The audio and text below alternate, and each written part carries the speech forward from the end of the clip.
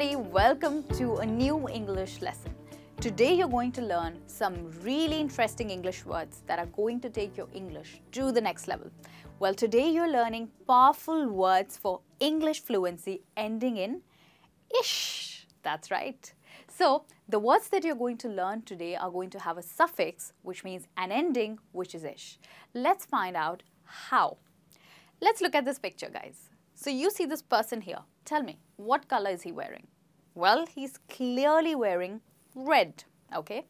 Now, these two gentlemen here, they have different shades of red. Let's talk about this one first. What shade of red do you think he's wearing? Well, I could say he's wearing maroon. Now, if you want to talk about this person in the middle, what would you say? You might say, well, he's wearing something close to red.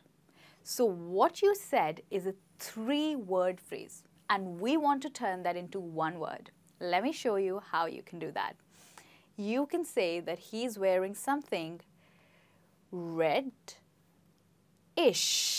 That's right, which means something close to red. It's not completely red, but it's kind of like red.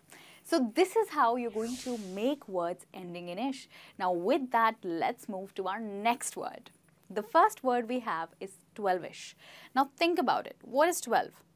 12 is simple. It's just a number, right? But when you want to say something which is close to 12, you say 12ish. For example, anytime close to 12 o'clock. Now let's talk about 11:45, which is 15 minutes to 12. You might say, well, let's meet 12ish for the movie. Okay, so probably your movie will start at 12:30 and you're meeting 12ish. A little before or a little later.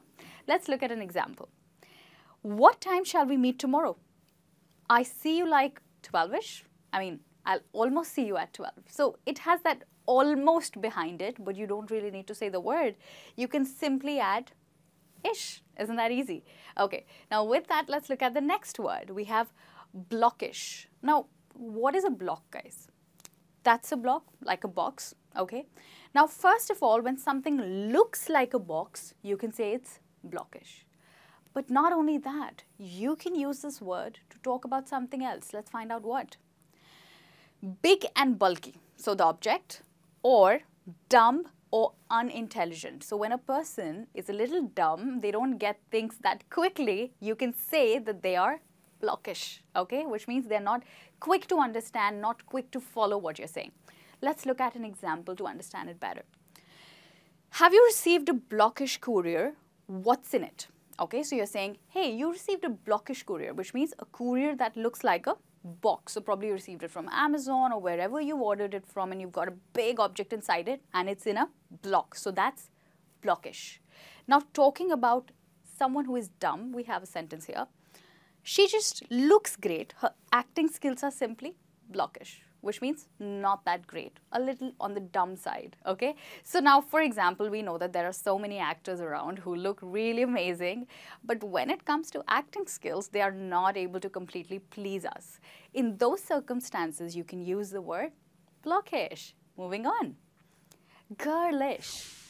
Clearly, this means girl-like, okay? So you would say a girl-like characteristic. So for that, you can use girlish. It can be someone's voice, which can be girlish, okay? Let's look at an example. Please keep me away from this girlish conversation. So I have this friend, David, and the other day I was talking to him about my recent makeup purchase, and I was telling him about an amazing lipstick, and he was like, hey, please keep me away from your girlish conversation. So probably he's not a big fan of those things and he doesn't want to talk about it. So that's how you use girlish. Okay, another example.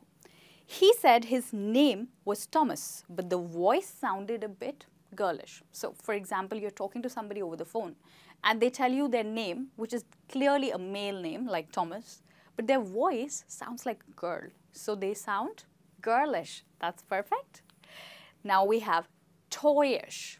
So this, of course, comes from the English word toy, which means like a toy. So when something looks like a toy, you say that it's toyish. Now think of a computer which doesn't look very real, is really small, and you think like, oh, that doesn't even look real, it looks like a toy computer. So in that circumstance, you might say, is this a real computer?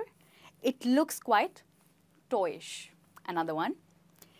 She's a teen now. This gift looks a bit toyish for her age. So maybe, you have this niece who is like 14 and you take a teddy bear for her.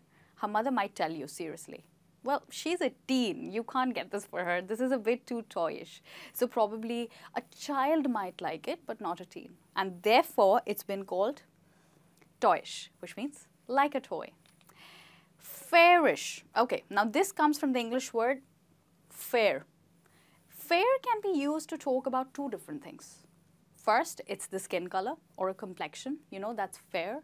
The other is, the skills or chances of something happening. Okay, let's look at it.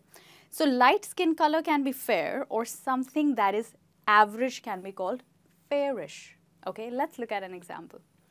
You have a fairish chance to win the race, which means an average chance. Yeah, okay, yeah, you might win the race. All right. Or, who is that fairish girl with short hair? I haven't seen her before. So now you're talking about someone's skin color and she looks fairish, means not extremely fair, but kind of fair. Okay. Now we have rawish. Raw.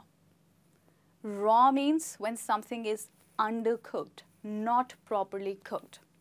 Something that is not completely cooked is rawish. That's right. Okay. I like vegetables a little rawish in my soup. So when you have soup and you don't like to have your vegetables completely cooked, you will say, I like my vegetables sort of rawish. Okay. And here we have snobbish. So let me show you what snobbish is. Okay. I'd rather show you the action. It's like, I'm the best. Well, that's snobbish. Somebody who is a little arrogant. Okay. So someone who thinks he or she is superior to others, that person is called snobbish. Let's look at an example. I was surprised when I met the CEO. I always thought he was a bit snobbish. So when you meet a person, probably a person who is in a really big position, a big wig, you might think, oh, he would be really snobbish. But in this case, we met the CEO, but he was actually not snobbish, probably a very humble, down-to-earth. So kind of humble or down-to-earth is the opposite of snobbish. Okay?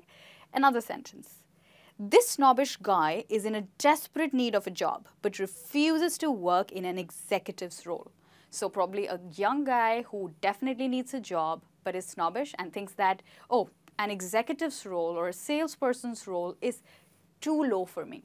So that kind of thinking is called snobbish. When you think that, oh, that's too small for me, I can't do that. Okay, moving on. Lowish.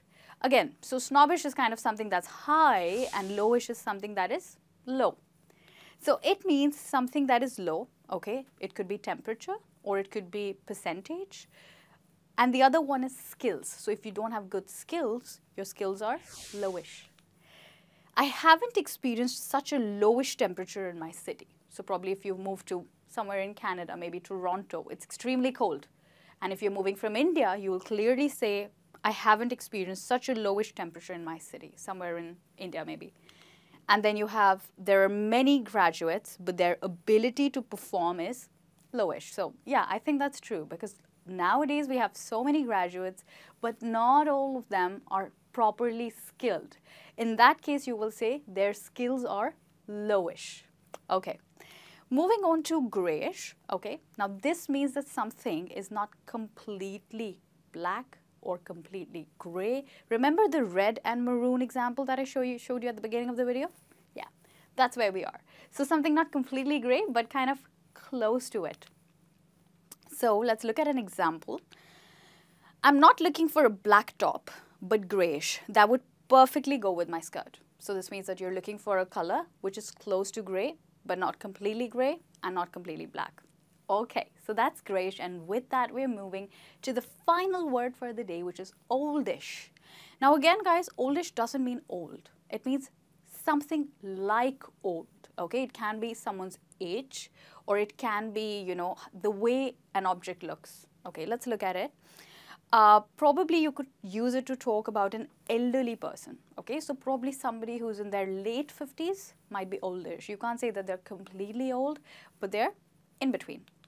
An example, an oldish man was robbed yesterday late evening. So again, you know that this person could be in their late 50s, isn't completely old, but somewhere in the middle.